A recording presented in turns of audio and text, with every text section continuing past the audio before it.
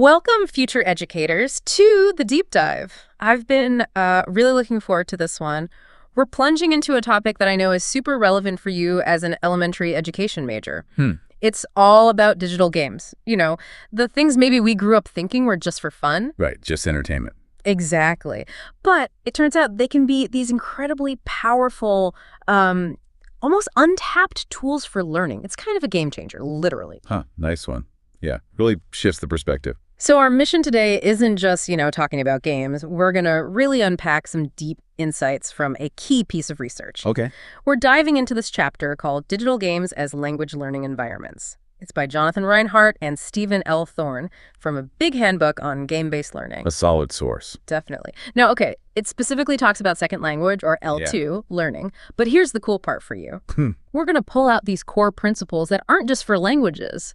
These are ideas that totally resonate with and, can be directly applied to any subject you might teach in an elementary classroom. Absolutely.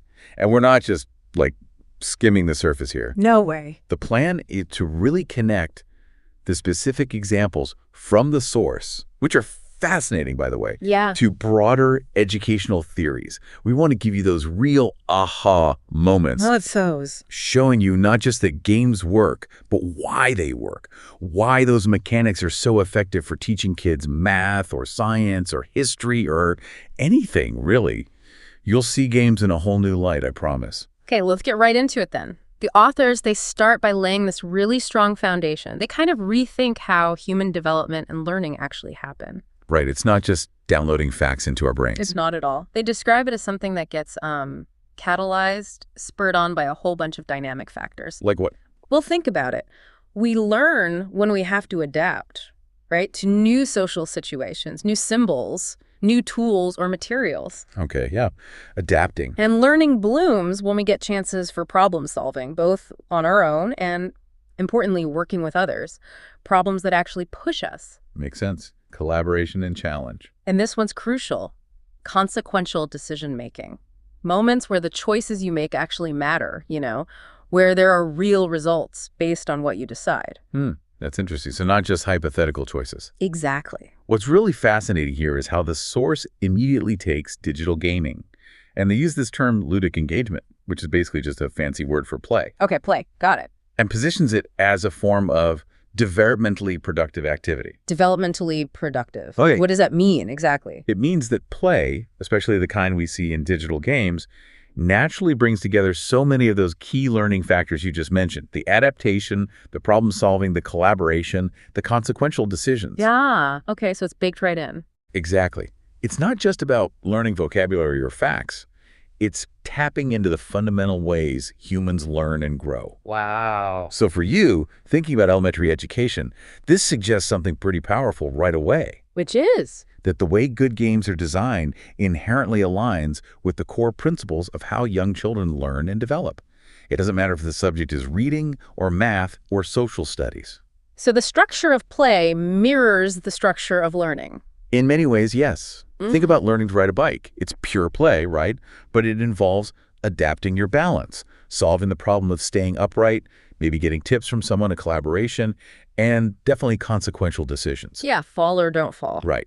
Games often replicate that same cycle of trying, failing, adapting, succeeding.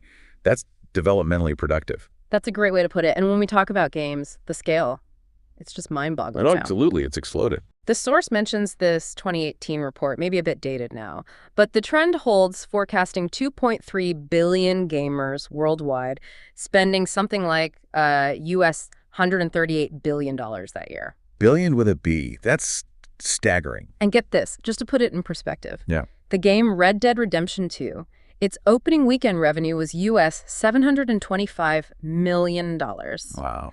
That was more than the biggest movie opening at the time, Avengers. Infinity Wars, which pulled in US $640 million. More than Avengers.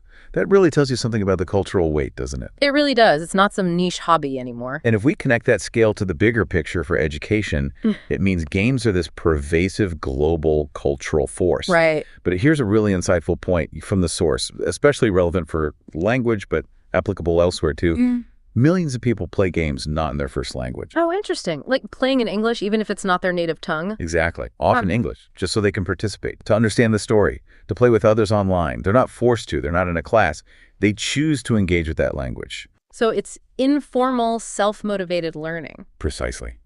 And that is a huge takeaway for us as educators. Mm-hmm. Think about the sheer volume of engagement, the passion, the hours players put in. Yeah, hundreds of hours sometimes. We often struggle to get that kind of focus on homework, right? So the big question is, how can we tap into that same deep intrinsic motivation that makes someone spend 200 hours mastering a game and channel even a fraction of that towards learning math concepts or historical timelines or scientific principles in your classroom? That is the million-dollar question, isn't it? Or maybe the $725 million question. Exactly. And it's not just about the time spent. The source makes this really fundamental point.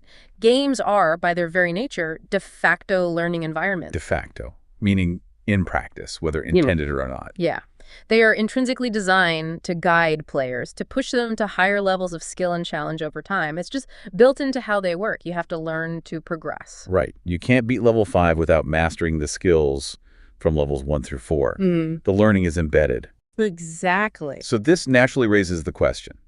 If games are already designed for learning and mastery, how can we intentionally leverage that design in formal education? Right. How do we harness that power? And that's where this whole serious games movement comes into play. Serious games. I've heard that term. It's basically the field focused on deliberately designing games or using game mechanics specifically for educational goals, not just entertainment. Okay. And the research chapter highlights that games designed specifically to teach languages may be the most effective use of educational computer gaming to date. Wow, that's a strong claim. It is.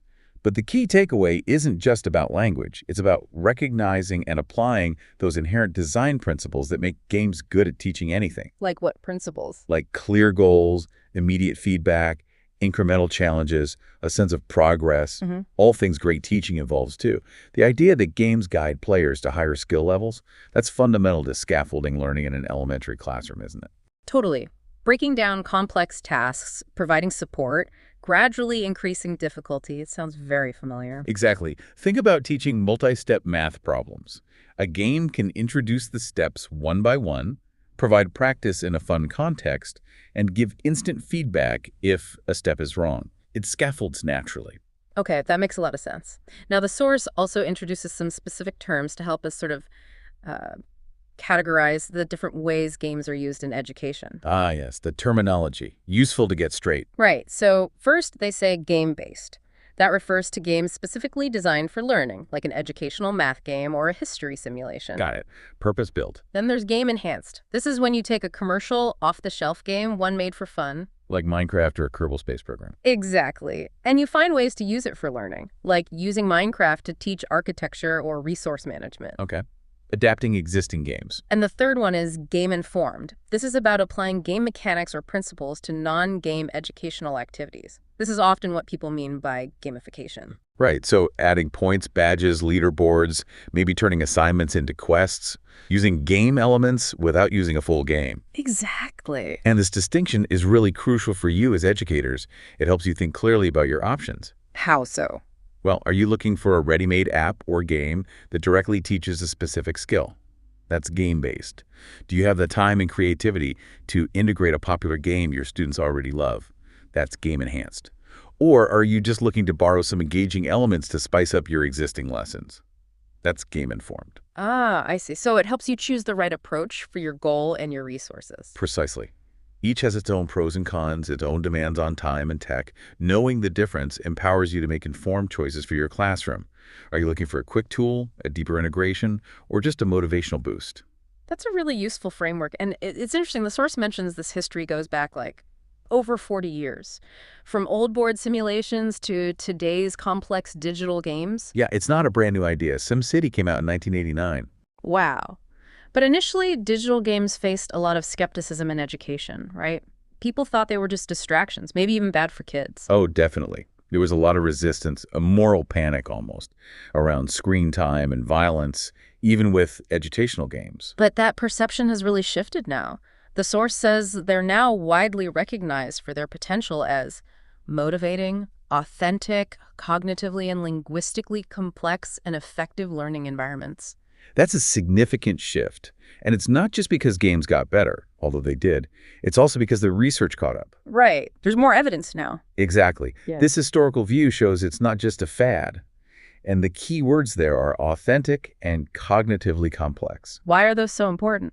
Because it signals that we've moved beyond thinking of educational games as just like glorified flashcards or simple drills. Okay. Modern games, even entertainment ones used for learning, often involve rich narratives, complex problem-solving, strategic thinking, collaboration, things that push students beyond basic recall. So, for elementary kids, using games isn't just about making drills fun. It's about potentially offering deeper, richer learning experiences. Precisely. It reinforces that this is a well-researched approach, capable of fostering higher-order thinking skills, not just rote memorization. It can make learning feel more real, more engaging, and more challenging in a good way. Okay, this is all great background, but now, here's where I think it gets really interesting, especially for practical application.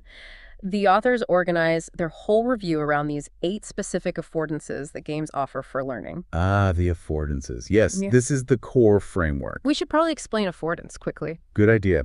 It's a concept from ecological psychology. J.G. Gibson is the key name. Basically, an affordance isn't just a feature of an object or environment. It's what that feature allows you to do. A door handle affords opening. A chair affords sitting. Exactly. It's about the possibilities for action that the environment offers. So in games, affordances are the specific design elements, the rules, the mechanics, the interface, the narrative that inherently invite or support certain kinds of interaction and consequently learning. Okay, got it. It's about what the game design makes possible for the learner. Precisely. It shifts the focus from just the game's content to how its very structure enables learning processes. All right, let's dive into the first one. Affordance number 1 is contextualization and linguistic environment. Context is key. Yeah. Games are great at this because they use coherent stories, visuals, sounds, text, all working together, multimodal, right? Right. To help players connect, say, a word with its meaning and how it's used in a real situation. It's not learning in isolation. Absolutely. The source uses The Sims as a prime example. Oh yeah, classic. It simulates everyday life, right? So the language you encounter for clothes, food, furniture, jobs, relationships is naturally tied to the actions and objects in the game. So you learn refrigerator by actually interacting with the virtual refrigerator. Exactly. Exposure to language is always linked to carrying out tasks and social actions. You're not just memorizing a list, you're using the words in a meaningful context. It creates these rich associative contexts that make learning stick. That makes intuitive sense. And research backs it up.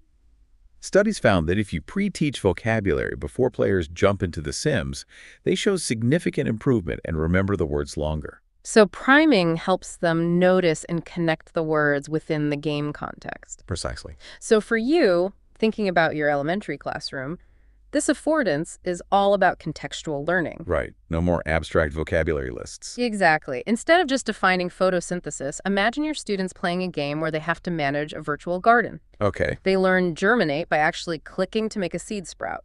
They learn pollinate by dragging a virtual bee from one flower to another and seeing fruit appear. They learn photosynthesis maybe by managing sunlight levels for their plants. So the vocabulary is directly tied to the actions and the visible results within the game's context. Yes. The game provides the context. It makes abstract concepts tangible and memorable because students are doing and seeing them in action. Think about teaching concepts like ecosystems or historical events. Games can create these living laboratories where kids experience the concepts, not just read about them. That's powerful, turning abstract ideas into concrete experiences. Totally. And it's not just in specific learning games. The source points out that many big multiplayer games, MMOs, Like World of Warcraft, Final Fantasy XIV. yeah, those kinds, they expose players to tons of text. Quest descriptions, chat with other players, strategy guides online. And often people assume the text is, simplistic gamer speak. Right. But the source says the linguistic quality is surprisingly high. Yeah, this is fascinating. They analyzed text from World of Warcraft quest text, fan websites players use, and found the average complexity was roughly at a secondary school reading level, like for teenagers. Seriously. In a game. Yeah. And what's more, the sentence structures weren't all simple. There was a right-skewed distribution, meaning a lot of complex sentences, lexically dense, syntactically complex, appeared frequently in just daily gameplay. So players are regularly reading and processing quite complex language without even thinking about it as learning. Exactly. And other research looked at the discussion forums for WowW. What did they find there? That 86% of the posts showed social knowledge construction. Players were debating strategies, analyzing game mechanics, sharing data, basically fostering scientific habits of mind. Wow. So they're engaging in complex thinking and sophisticated language use naturally because they're motivated by the game. Precisely. And that shows you, in your classroom, how complex language and analytical skills can just emerge when students are deeply engaged in something they care about. Right. Like you might see kids discussing strategies for a game using amazing descriptive words or logical arguments, even if you didn't explicitly assign them to use scientific reasoning. Yeah. The game provides the authentic need and context for that higher level thinking and communication. It shows they can handle complexity when motivated. Okay, let's move to the second affordance, time and iterative play. Time manipulation. Games are great at this. How so? What does that mean for learning? Well, game designs often play with time. They might let you slow things down, pause, repeat an action, or review dialogue, which is fantastic for practice, and really absorbing information at your own pace. Accuracy building. Okay, like replaying a level to master it. Exactly. Or, conversely, some games force quick thinking and fast responses under pressure. Like timed challenges. Yeah, which helps build fluency and automaticity, making skills second nature. So games allow for both careful practice and fluency development by controlling the pace. Right. Different genres lend themselves to different pacing. Simulations, adventure games, turn-based strategies are often great for self-pacing, letting you use features like captions or logs. But there's a catch, right? The source mentioned cognitive load. Ah, yes. A very important point. While playing, especially complex or fast games, your brain is working hard. Learning the rules, controlling the character, processing the visuals. Exactly. And if you're also trying to learn new content, like a second language or a complex science concept, within that game, it can be too much at once. Like information overload? Pretty much. Yeah. They cite a study using a dance game where people watching the game learned twice as much vocabulary as the people actually playing it. Wow. So the effort of playing interfered with the learning. It seems so. Learning the game mechanics and the L2 content simultaneously was just too taxing, at least initially. Okay, so what's the takeaway for elementary teachers using games? It highlights the crucial importance of practice and careful scaffolding. If you bring a game into your class, you need to consider, are my students already comfortable with how to play this game? So they can focus on the learning part. Exactly. If not, you might need to spend time just teaching the game mechanics first, before layering on the academic content. Or maybe use a simpler game initially. Or maybe use different strategies. Perhaps some students play while others observe and discuss, then they switch roles. That could manage the cognitive load. Like a player and navigator team. Could be. Or maybe you use a game for exploration and understanding first at a slower pace, and then later use a faster-paced version or time challenges once the core concepts are solid. It's about designing the practice thoughtfully, flexible, but also challenging at the right level, making sure the game supports the learning rather than getting in the way of it. Got it. Manage the cognitive load. Okay, third affordance. Shelter for practice. The safe space. This is a big one. What does it mean? Games often create this self-contained world where learners can try things out, make mistakes, practice skills, without the high stakes or the fear of public embarrassment you might feel in a traditional classroom. Right. No one's watching you fail quite so obviously. Exactly. And some games even allow you to play anonymously or use an avatar, which can further lower inhibitions and encourage people to take more risks, maybe try speaking a new language or attempting a difficult problem. So it reduces performance anxiety. Hugely. In big online games, for instance, you find communities where the main interest is the game itself, not judging your grammar or your math skills. Yeah, people just want to play together. Right. And that lower anxiety environment can massively increase what researchers call willingness to communicate or willingness to participate, which is vital for any kind of active learning. Makes sense. If you're not afraid to try, you'll try more often. Precisely. There was a study with Thai learners using a modified, private version of an online game.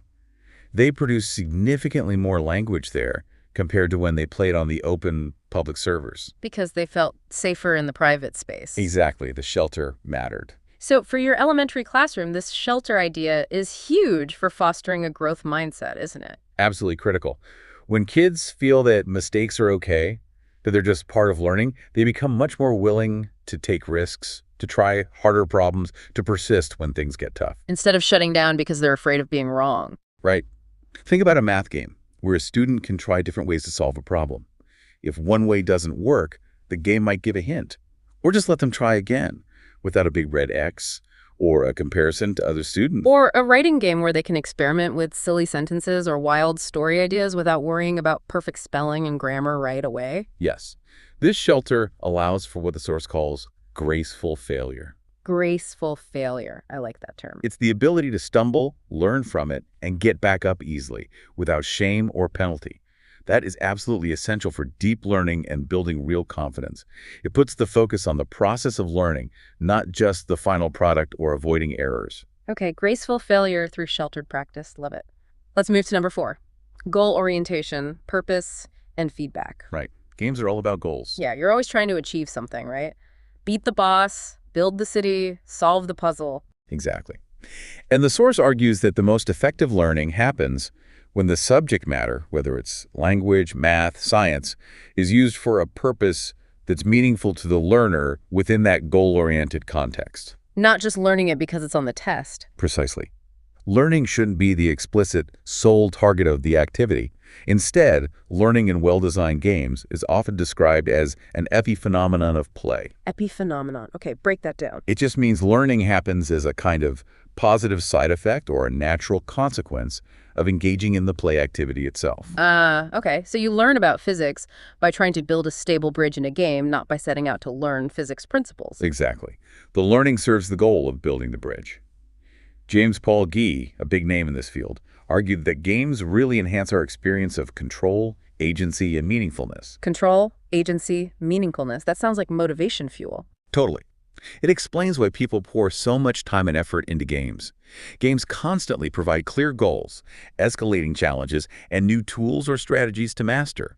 They make hard work feel engaging because it has a clear purpose within the game world. And feedback is part of this too, right? A crucial part. Games give constant, immediate feedback. Did your bridge hold? Did you solve the puzzle? Did you defeat the monster? You know right away if your strategy worked. Unlike waiting for a graded paper a week later. Right. And research suggests learners actually prefer explicit feedback, especially on things like language form. But it needs to be integrated well. How so? Well, one study suggested using non-player characters, NPCs, in the game to give feedback. Like if a player makes a grammatical mistake talking to an NPC, the NPC could respond in a way that subtly corrects it or models the right form naturally within the conversation. So it feels like part of the interaction, not just a correction. Exactly. It's pragmatically appropriate. So translating this to the elementary classroom, it's about making learning genuinely purposeful. Yes. Instead of just learn your times tables, it's use your times tables to manage your inventory in this shop simulation game. The purpose comes from the game's goal. Right. And the feedback is immediate and relevant. Your shop either thrives or fails based on your calculations. Or imagine that character in a story game giving a helpful hint about spelling if a child misspells a word needed to unlock the next clue. So the feedback guides them towards the goal, making it useful, not just judgmental. Precisely. Purposeful goals and timely integrated feedback. A powerful combination. Okay, number 5, languaging and sense-saturated coordination. That sounds complex.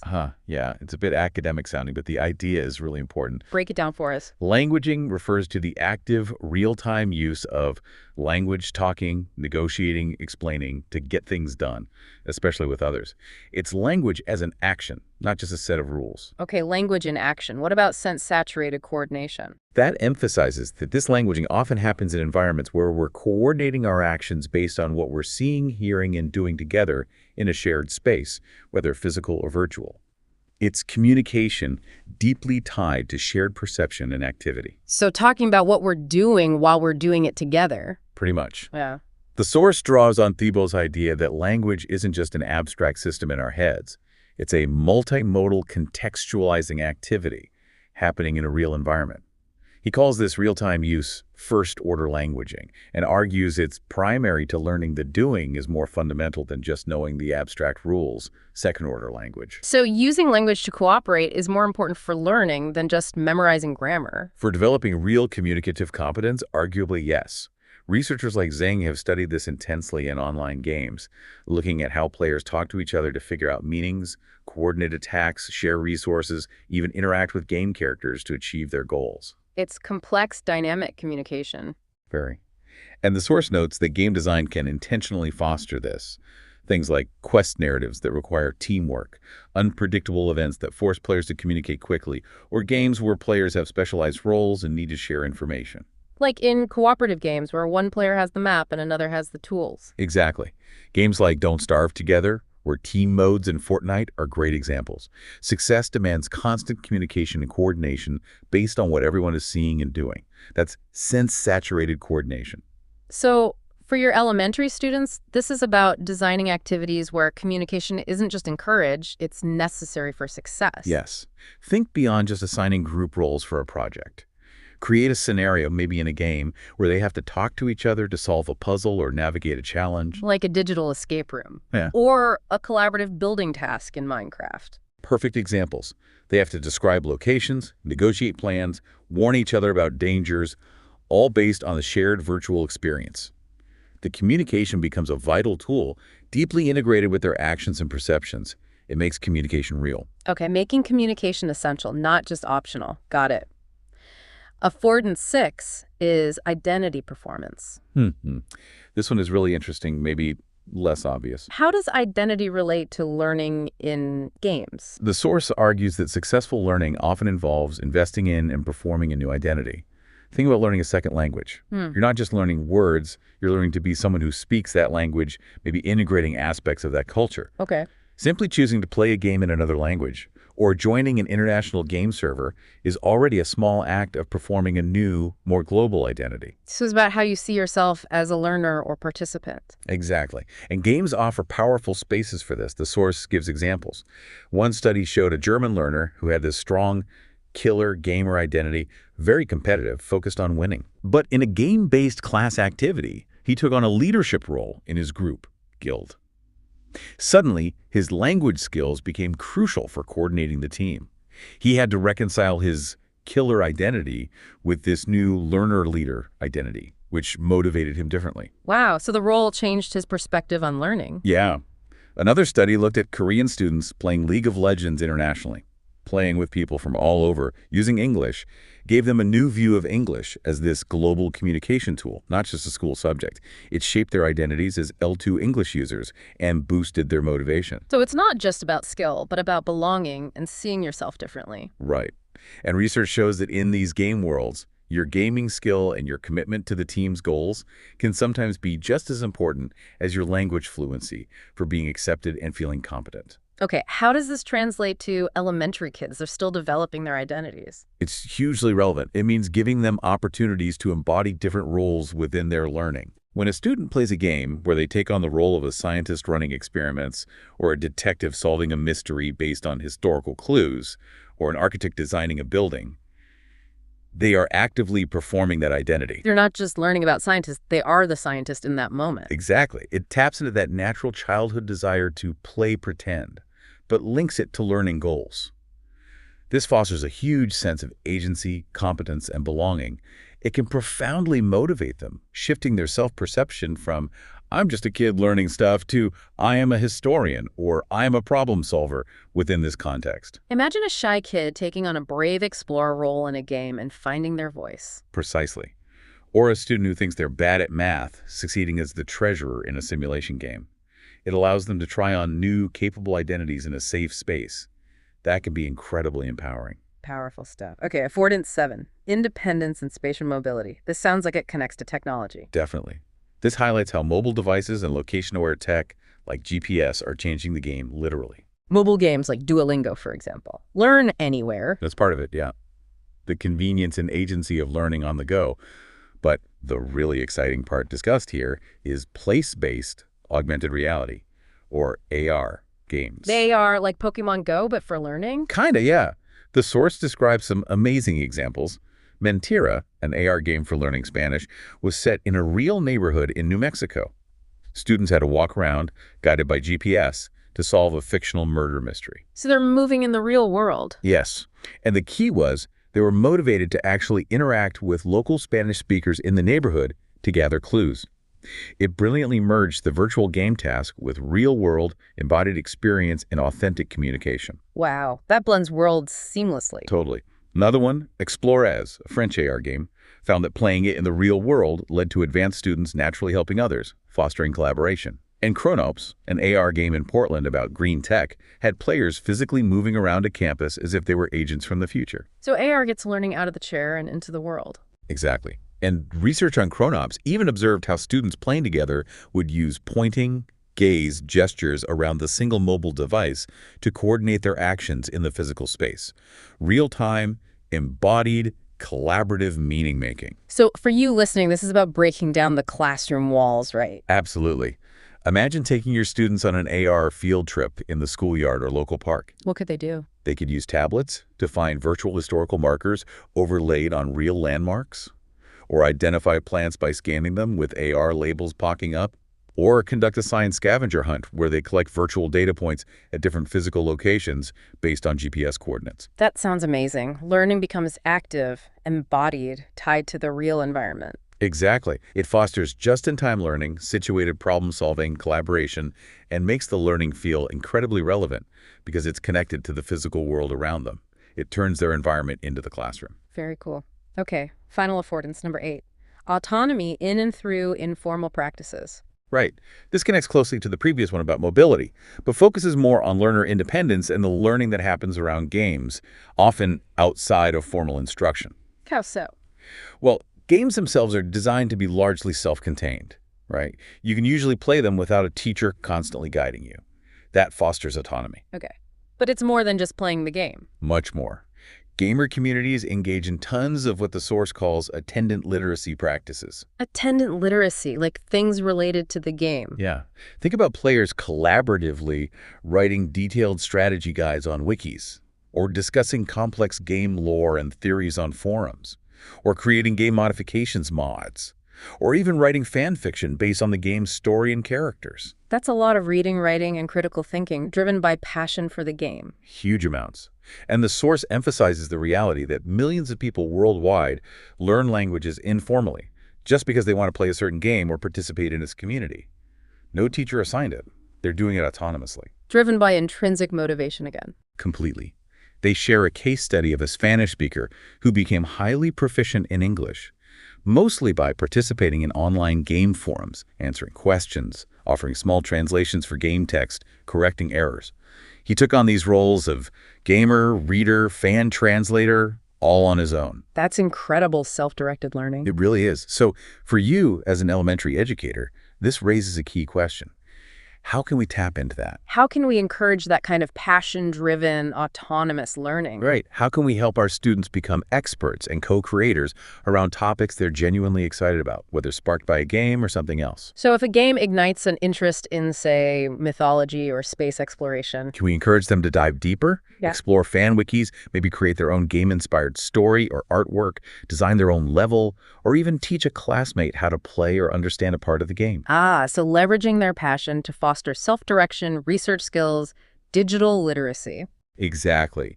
It's about recognizing and valuing the learning that happens outside the structured lesson plan, driven by the student's own interests and autonomy, extending the learning journey beyond the classroom walls and hours. Wow. Those 8 affordances paint a really comprehensive picture of why games can be so powerful for learning. They really do. Context, practice, safety, purpose, communication, identity, mobility, autonomy. It covers a lot of ground. So we've unpacked the affordances. What does the source say about what's next? Where's the field go from here, especially thinking about practical use in schools? Yeah, the chapter wraps up by looking towards the future research needs, pedagogical implications, design opportunities, and it often links these back to major theories of learning. Okay. But it starts with a pretty important question. How do we get educators, researchers, and game designers talking to each other more effectively? Bridging the gap. Exactly. The source points out that historically there's been a real dearth of interaction, particularly between language teachers and game developers, but it applies more broadly, too. Why is that bridge so important? Because you need pedagogical expertise and game design expertise to create truly great educational games that are both effective and engaging. Designers know how to make things fun and compelling. Educators know how learning actually works and what kids need. Imagine designers getting insights from elementary teachers about how best to explain fractions to a third grader, or what kind of feedback truly motivates a struggling reader. That collaboration is key. Makes sense. You need both sides. Now, you mentioned learning theories. Right. The source outlines 3 major theoretical perspectives on learning, originally focused on language, but they apply broadly, and how they connect to game design. Okay, what are they? First is the structural view. This sees learning as acquiring structures like grammar rules or math facts through repetition, practice, reinforcement. Like flashcards or drills or maybe apps like Duolingo. Exactly. In games, this means things like repeated exposure to concepts, clear reinforcement for correct answers, maybe explicit feedback on errors. Good for foundational skills. Okay, structural. What's next? Second is the psycholinguistic cognitive view. This focuses on the individual learner's brain, how we actively process information, build understanding, make connections, use memory. So less about structure, more about mental processing. Right. This perspective suggests that effective learning involves things like immersion in meaningful stories or contexts, opportunities to notice patterns or gaps in your own understanding, and chances to negotiate meaning. Think about solving a complex puzzle in a game. You're actively processing clues, testing hypotheses, building a mental model. Got it. Active cognition. And the third? The third is the sociocognitive view. This includes big theories like Vygotsky's sociocultural theory. It emphasizes that learning is deeply social and relational. We learn through participation in communities, through interaction, collaboration, and guidance from others. Learning together. Exactly. In games, this perspective highlights the importance of multiplayer interactions, collaborative problem solving, team roles, peer teaching, all the social aspects of learning. So structural, cognitive, and sociocognitive. Why is this categorization useful for teachers? Because it shows that games aren't just one thing. They can support different kinds of learning and cater to diverse educational goals. It's not one size fits all. Right. So when you're choosing or designing a game-based activity for your class, you can think, what's my primary goal here? Am I aiming for practice and fluency in basic skills? That might lean towards structural design elements. Okay. Am I trying to foster deep understanding and critical thinking about a complex topic? Then you might look for games strong on the cognitive side, with rich narratives or problem solving. Makes sense. Or is my main goal to build collaboration, communication, and social skills? Then you'd look for games with strong sociocognitive features, like cooperative multiplayer modes. So you can match the game's strengths to your learning objective. A good approach might even blend elements of all 3. Ideally, yes. Maybe start with some structured practice, move into individual cognitive challenges, and then bring it all together in a collaborative task. It gives you a lens for analyzing and selecting tools. That's really helpful. But the chapter also mentions challenges, right? It's not all smooth sailing. Oh, definitely not. A major challenge highlighted is the need for more large-scale, robust research. We need more solid data. Yeah. We need more studies that track learning over longer periods, with larger groups, using really sophisticated data collection methods to truly understand the long-term effects and inform pedagogical choices with strong evidence. Why is that kind of research so hard to do with games? Well, think about trying to research learning in something like World of Warcraft or even Minecraft. These are incredibly complex environments. Yeah, so much is happening. Exactly. You've got the game's own complexity, players interacting with each other in unpredictable ways, players using outside resources like websites or videos. It's what the source calls spatial and semiotic complexity. It's dynamic, it's emergent, it changes constantly. So it's really hard to control variables like in a traditional lab study. Very hard. Plus, there are ethical considerations, especially with kids, over long periods. And the cost and technical expertise needed to capture and analyze all that rich data are significant. So the research is lagging behind the potential a bit. You could say that. The authors stress that we need a holistic approach, looking at cognitive, motivational, emotional, social factors all together to really understand game-based learning. Yeah. Which means Yes. it means you, as an educator on the ground, are actually in a really important position. While the big research studies are still developing, your own classroom observations, your small experiments, your reflections on what works with your students, that provides incredibly valuable insight right now. So don't be afraid to try things and see what happens. Absolutely. Be an action researcher in your own classroom. Yeah. Document what you try, how students respond, what seems effective. You're on the front lines of this evolving field. Okay, that's empowering. Despite the research challenges, the source does see opportunities, right? Oh, tons of opportunities. They note that we are seeing more smaller scale qualitative studies which give us really rich, detailed pictures of individual learning journeys in games. So deep dives into specific cases. Exactly. And we're seeing more development of customized games for specific needs, often driven by educators themselves. Plus, there's this whole area of exploring gaming literacies. Gaming literacies, like understanding how games work as texts or communication systems. Precisely. Not just using games as tools, but understanding them as cultural forms, as ways of communicating, as systems that shape how we think and interact. That's a whole field of study in itself. Interesting. And then, of course, there are the new technologies constantly emerging. Virtual reality, augmented reality. We touched on AR, but VR opens up whole other possibilities for immersion. Like virtual field trips anywhere in the world or inside the human body. Exactly. And think about the massive global phenomena of esports and streaming on platforms like Twitch. Yeah, kids are hugely into watching others play games. The source calls these highly translingual and global practices. They represent entirely new frontiers for learning and engagement that we're only just beginning to explore pedagogically. How could streaming be educational? Well, imagine students creating their own educational stream, explaining a concept while playing a relevant game, or analyzing the teamwork and strategy in a professional esports match as a lesson in collaborative problem solving, or using Twitch chat for moderated classroom discussions. The possibilities are wide open. It really pushes the boundaries of what a learning environment can be. Absolutely. It suggests the landscape of learning is constantly expanding. So for you, staying curious about these new technologies and platforms, seeing how they drive engagement and skill development, even if it's just observing gamer culture, can spark powerful ideas for making learning exciting and relevant for your elementary students. Wow. Okay, so wrapping this all up, what's the big takeaway for you, our listener, the future elementary educator? We've gone deep into how these digital games, they're not just time wasters, they are incredibly rich learning environments. We talked about the 8 affordances. Context, shelter, purpose, feedback. Right. Communication, identity, mobility, autonomy. Principles that work for language learning, sure, but they resonate across all subjects, all ages. I think the core message is that the immense engagement, the natural motivation, the satisfying challenge that makes games so compelling, these can be powerful allies for you as an educator. But we shouldn't ignore that power. Definitely not. This deep dive encourages us to look beyond just traditional methods, to really consider how the design of engaging games, clear goals, instant feedback, rising challenge, sense of mastery, the joy of play can inform how we design our own lessons and activities. So we can create learning experiences that kids actually want to dive into. Experiences that are both genuinely fun and deeply effective. Exactly. Joyful and effective. You know, the journey of learning, it really is kind of like a complex game, isn't it? That's a great analogy. It takes continuous effort, lots of problem solving, adapting when things get tricky, celebrating the small wins along the way. Persistence is key in both. So the real question we want to leave you with, thinking about everything we've unpacked today, is this.